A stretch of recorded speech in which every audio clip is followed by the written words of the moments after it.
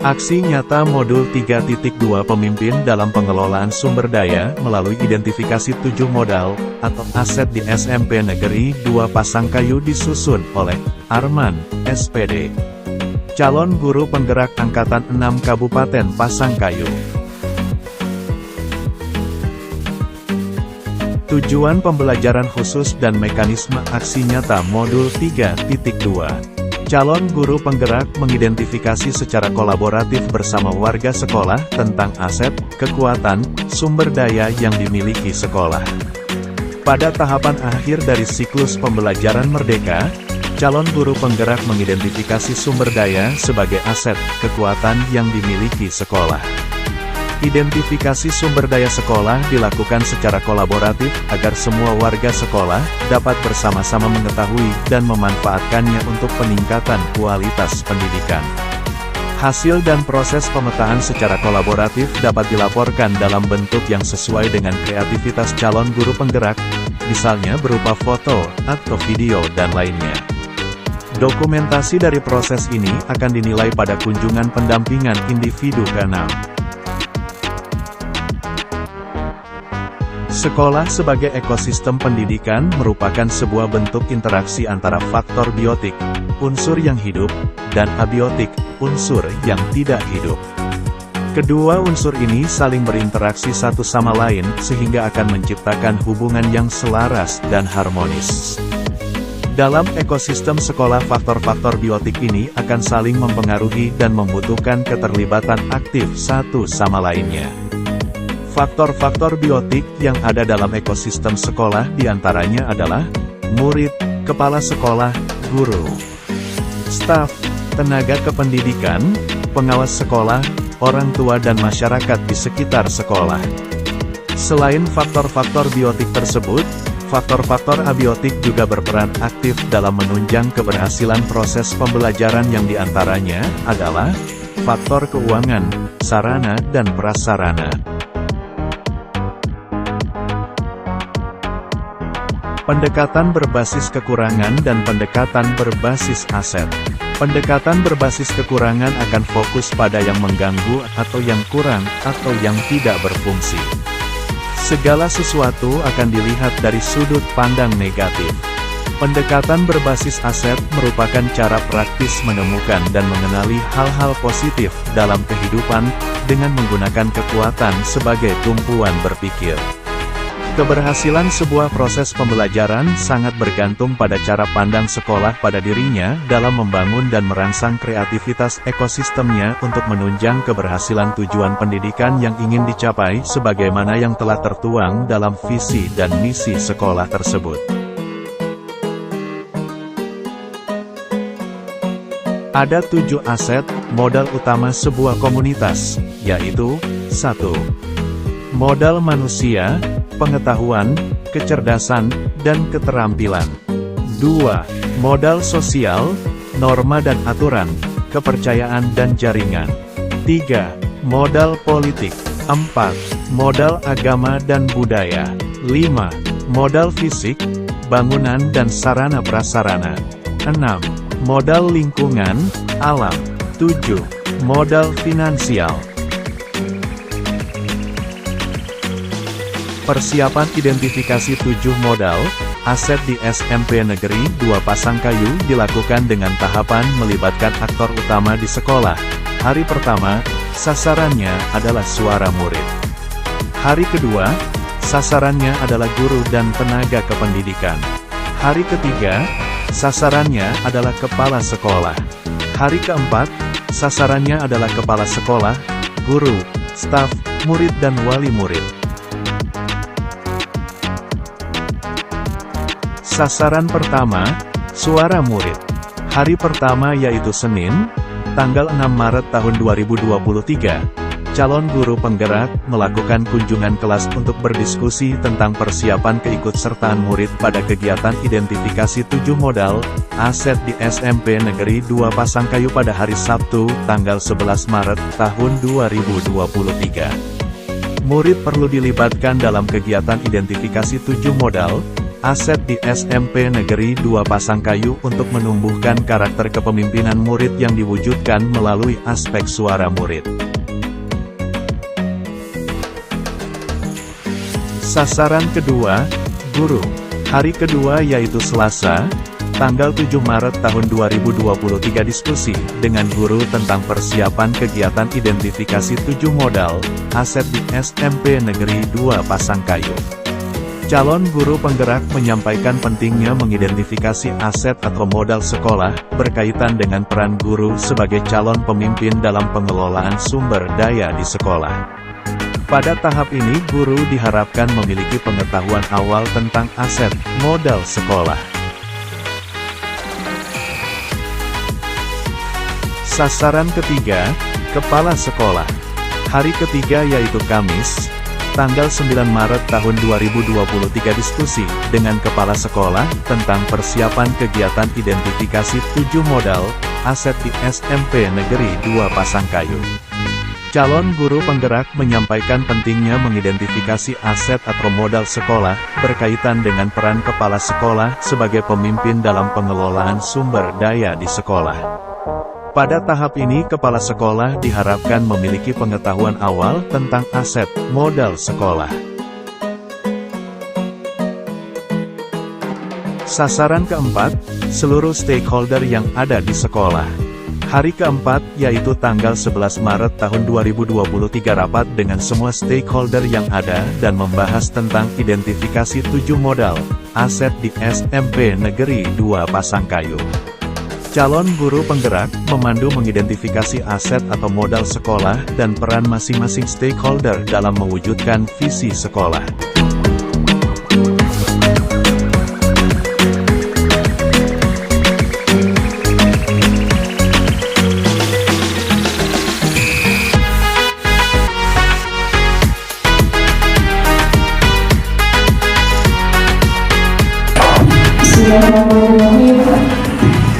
Assalamualaikum warahmatullahi wabarakatuh. Dan selamat siang. Yang saya hormati Bapak Kepala SMP Negeri 2 Pasangkayu, yang saya hormati Ibu Wakil Kepala Sekolah, dan rekan-rekan guru SMP Negeri 2 Pasangkayu yang saya hormati pula, serta anak-anak siswa-siswi SMP Negeri 2 Pasangkayu. Alhamdulillah, puji syukur kita panjatkan kehadirat Allah SWT karena dengan rahmatnya dan limpahan rezekinya lah sehingga kita sempat berkumpul di ruangan ini dalam rangka melaksanakan satu kegiatan, yaitu identifikasi 7 modal atau aset di SMP Negeri 2 Pasangkayu dan persiapan implementasi kurikulum merdeka. Dan sebagai pembuka, marilah kita bersama-sama membuka acara ini dengan membaca basmalah. Selanjutnya sambutan oleh Kepala SMP Negeri 2 Pasangkayu, dan kepada beliau kami persilakan dengan hormat. Assalamualaikum warahmatullahi wabarakatuh. Om Swastiastu. Salam sejahtera bagi kita semua. Yang saya hormati Ibu Wakil Kepala Sekolah, Bapak Ibu Guru yang sempat hadir maupun rekan-rekan yang sempat berkumpul pada siang hari ini dalam acara masih berkaitan dengan materi atau implementasi guru penggerak atau istilahnya kerennya Sebelum Pak Nanda Arman ini dibuka menjadi guru penggerak, beliau masih dalam proses tahap masih sangat baik, ya masih jadi calon guru penggerak.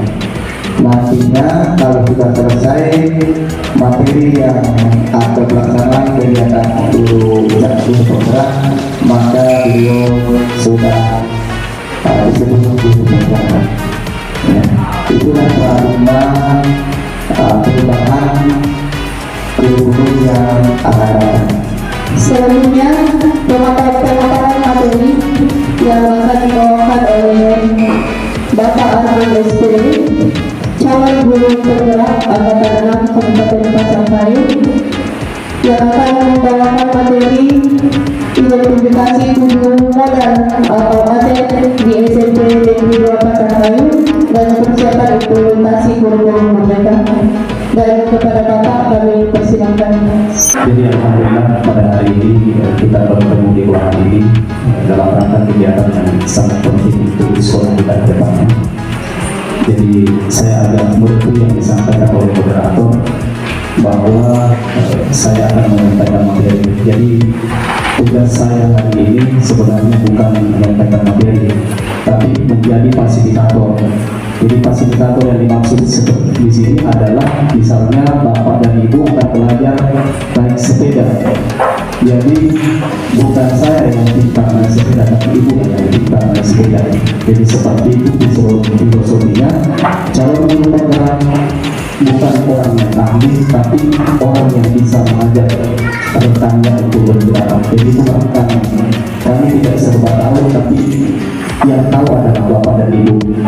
Baik saya mulai, saya kalau berbicara banyak begitu berasa dari sini atau di Pak Sakila kami, saya sebenarnya ada diri kalau dulu saya kurang bisa menatap audiens. Persilakan saya berdiri. Yang saya hormati Bapak Kepala SMP Negeri 2 Pasangkayu, yang saya hormati Ibu Wakil Kepala Sekolah, yang saya hormati Ibu Moderator, Bapak dan Ibu guru yang hadir pada hari ini, dan anak yang saya banggakan. Baik, ingat waktu ya, kita tidak bisa agak lebar, jadi kita langsung fokus. Jadi saya ingin mengutip apa yang disampaikan oleh Mas Menteri.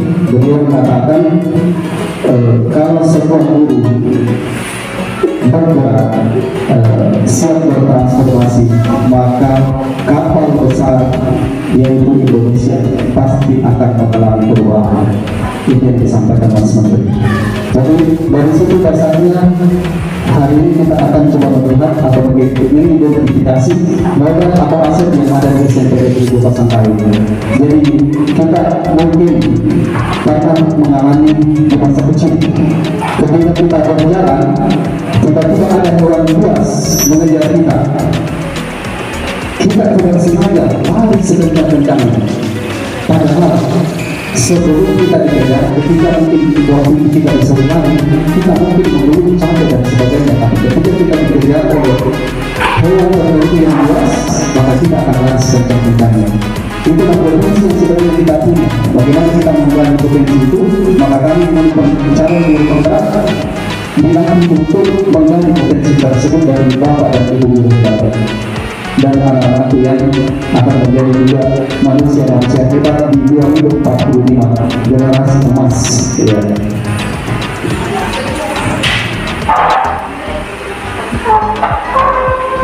Baik, saya akan coba ini secara acak satu atau dua. Saya mulai dari Adita Ikram. Ya.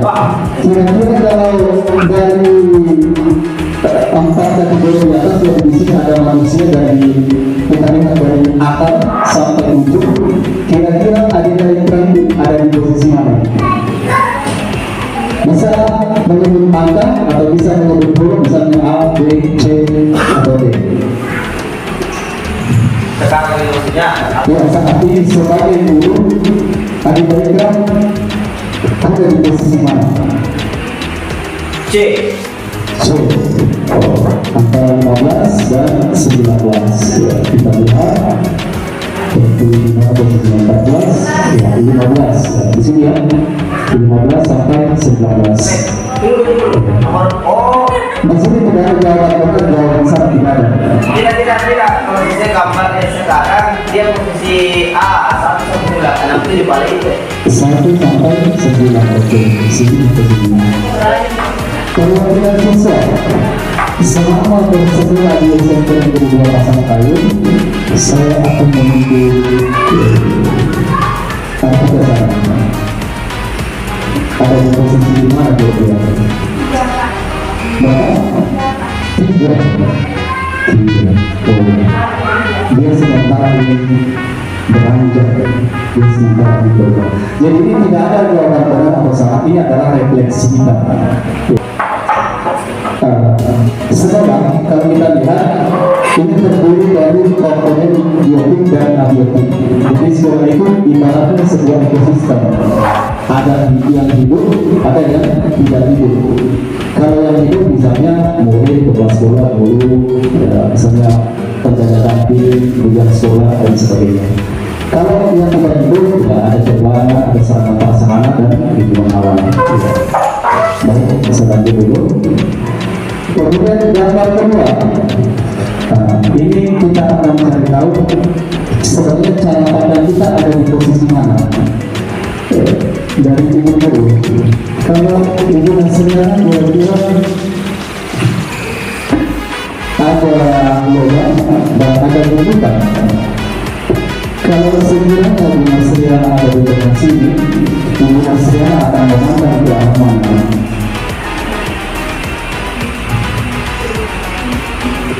Gara yang stop yang bawah atau yang stop yang di atas. Ke atas. Oke. Ada yang merasa memandang ke bawah kalau tadi? Oke, rumah dia. Sebentar kita akan lihat. Iya. Apa maksudnya di bawah dan di atas? Jadi ini menyangkut cara pandang kita.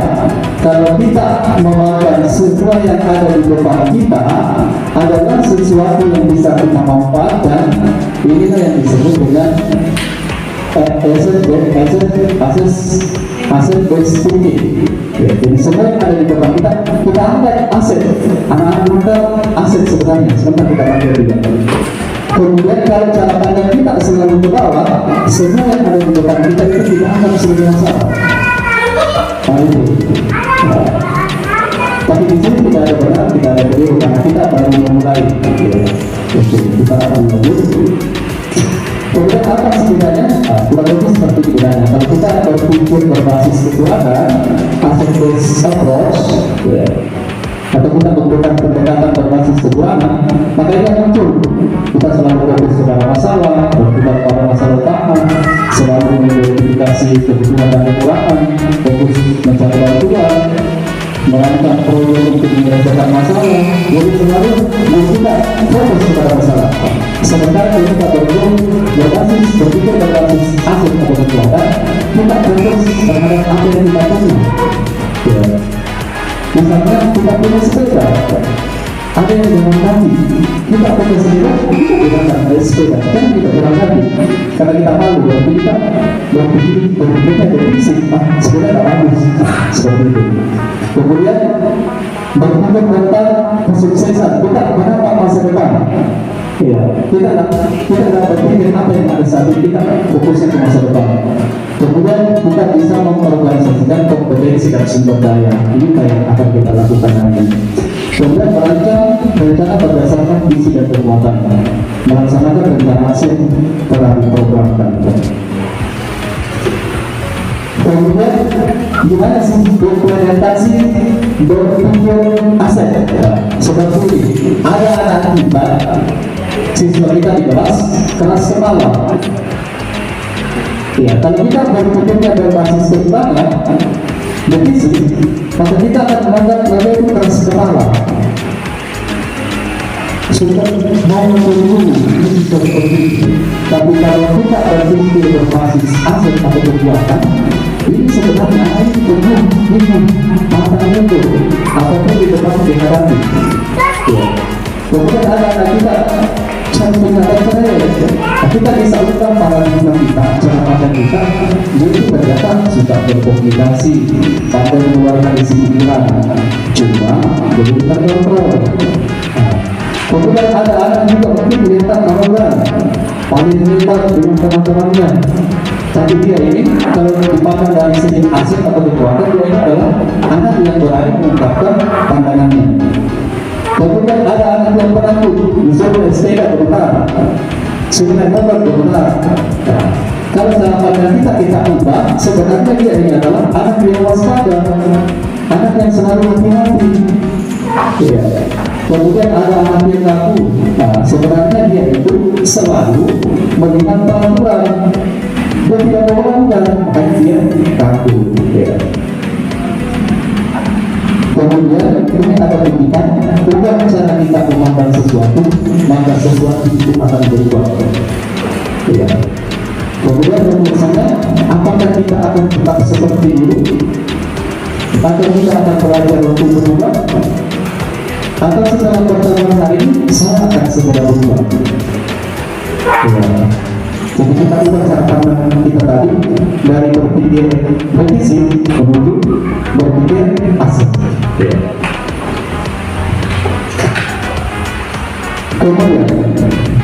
Kemudian dari komunikasi itu menyelesaikan tantangan yang dihadapi dengan bermodalkan kekuatan dan potensi yang ada dalam dirinya, itu disebut dengan pengembangan berbasis aset.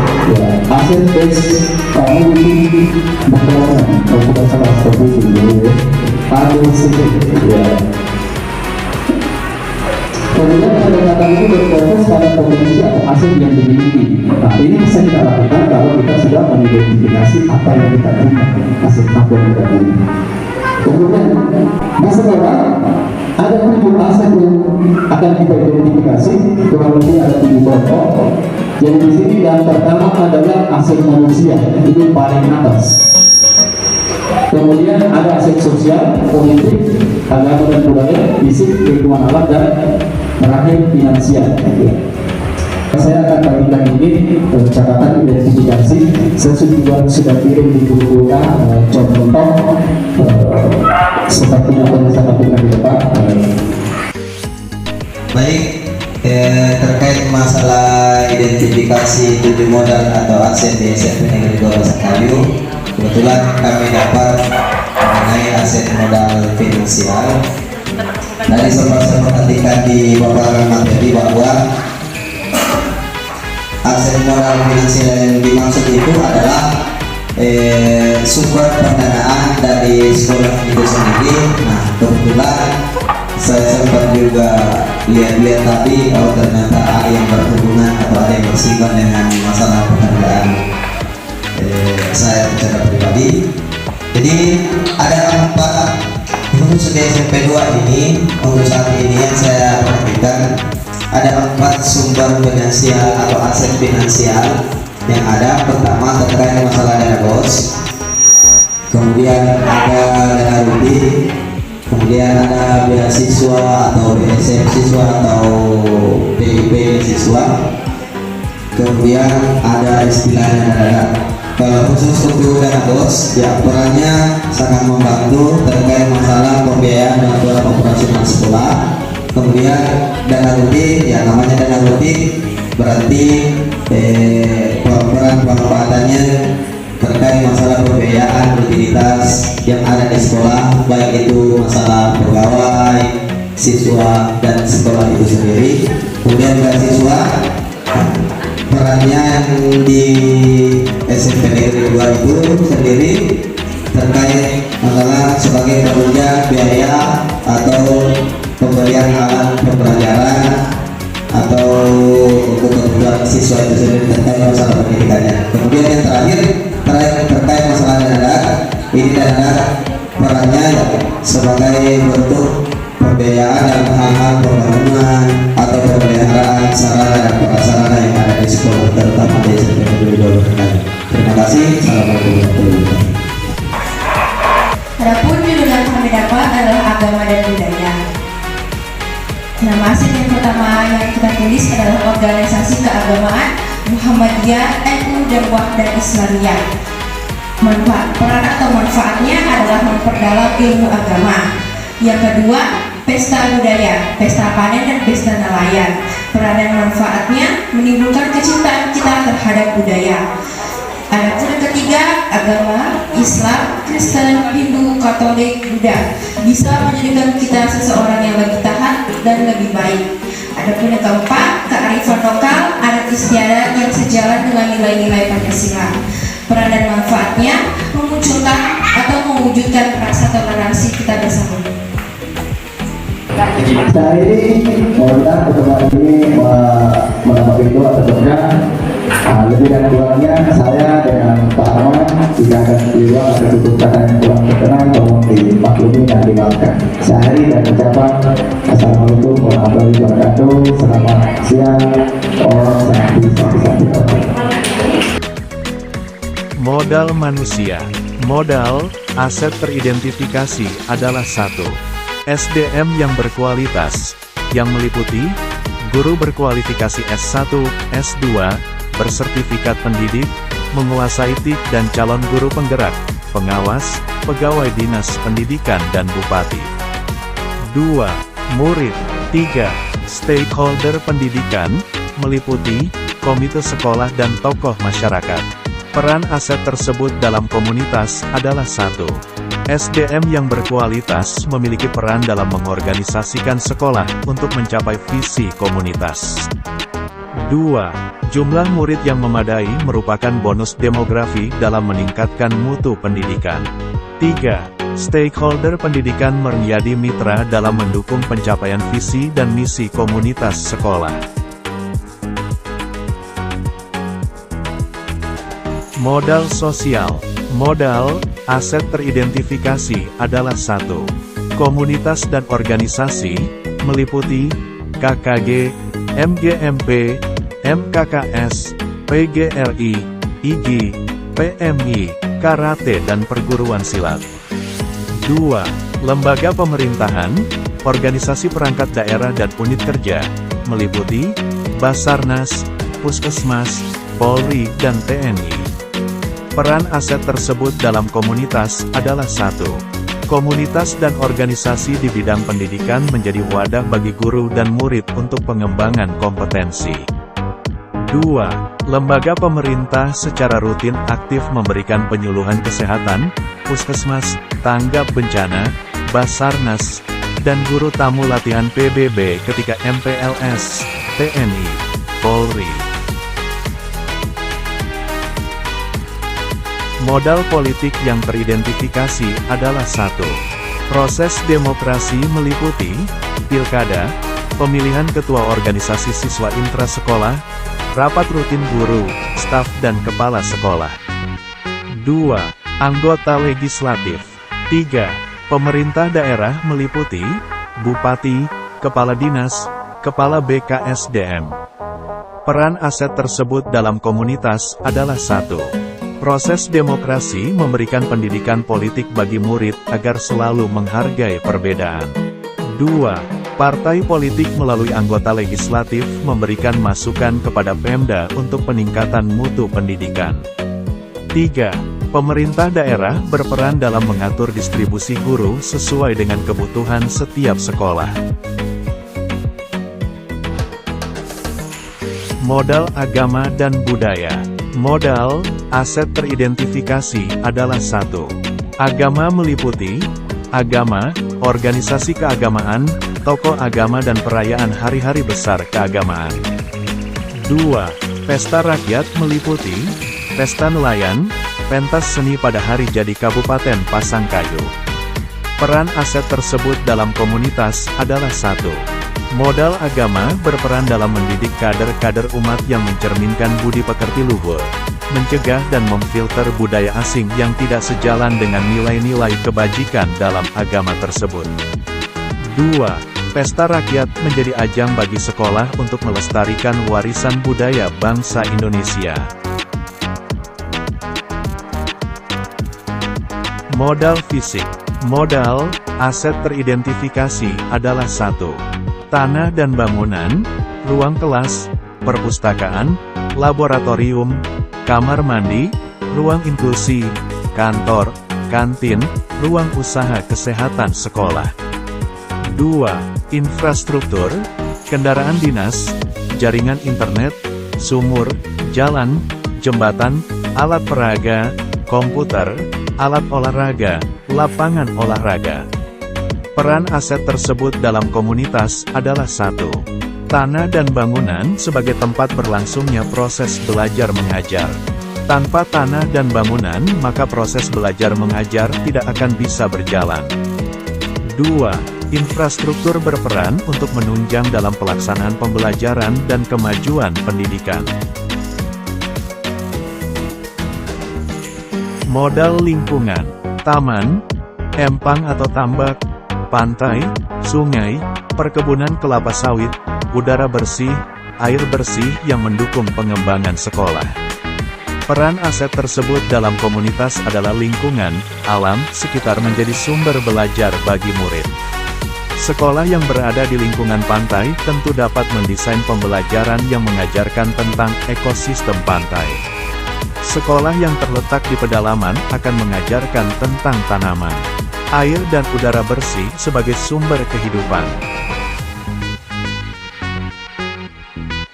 Modal finansial, modal, aset teridentifikasi adalah 1. Anggaran sekolah meliputi dana BOS, rutin, iuran komite. 2. Beasiswa BIP, dana CSR, APBD, DID, pajak daerah. 3. DAK fisik, peran aset tersebut dalam komunitas adalah 1. Dana pendidikan yang bersumber dari anggaran sekolah, CSR, APBD dan DID digunakan untuk operasional di bidang pendidikan. 2. Beasiswa untuk meringankan biaya pendidikan murid. 3. DAK fisik untuk pembangunan gedung sekolah. Pendekatan ABCD, Asset Based Community Development, atau pendekatan berbasis aset merupakan kerangka kerja yang dikembangkan oleh John McKnight dan Jody Kratzmann. Pendekatan ini dibangun dari kemampuan, pengalaman, pengetahuan, dan hasrat yang dimiliki oleh anggota komunitas, kekuatan perkumpulan lokal, dan dukungan positif dari lembaga lokal untuk menciptakan kehidupan komunitas yang berkelanjutan. Setelah melakukan pemetaan aset, sekolah diharapkan akan menggunakan pendekatan berbasis aset yang digerakkan oleh semua anggota komunitas di sekolah. Jika sebuah sekolah telah menerapkan pendekatan ini, maka akan terlihat beberapa karakter berikut. 1. Titik awal perubahan selalu pada perubahan pola pikir, mindset, dan sikap yang positif. 2. Menciptakan perubahan yang positif, mulai dari perbincangan yang sederhana. 3. Daripada bertanya, ada masalah apa? Lebih baik bertanya, apa yang Thea berhasil dilakukan? Hal ini akan mendorong energi dan kreativitas. 4. Seluruh warga sekolah berupaya melakukan perubahan, maka perubahan itu pasti akan terjadi. 5. Setiap warga sekolah bertanggung jawab atas apa yang telah dimulai. 6. Membangun dan membina hubungan dua arah antar warga sekolah menjadi sangat penting untuk membangun sekolah yang sehat dan inklusif. 7. Sekolah harus dibangun dengan melihat kekuatan, potensi, dan tantangan. 8. Kekuatan sekolah berbanding lurus dengan tingkat keberagaman keinginan unsur sekolah yang ada. Masing-masing unsur akan menyumbang aset atau kemampuan yang dimiliki untuk sekolah yang lebih baik. 9. Suasana yang menyenangkan harus menjadi prioritas paling utama dalam upaya membangun sekolah. 10. Faktor utama dalam perubahan yang berkelanjutan adalah kepemimpinan lokal dan pengembangan, serta pembaharuan kepemimpinan tersebut secara terus-menerus.